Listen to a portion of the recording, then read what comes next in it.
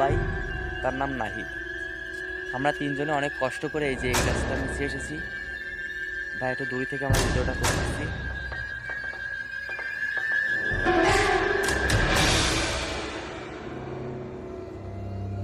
আপনারা লক্ষ্য করবেন কোনো গাছের কিন্তু মাথা দেখা যাচ্ছে না। হ্যাঁ, কোনো গাছের মাথা দেখা যাচ্ছে না।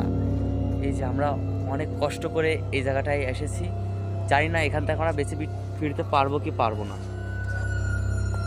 ভাই আমি আগেও বলেছি, এখনো বলছি, আমরা হয়তো বেঁচে নাও ফিরতে পারি। ওখানে কে?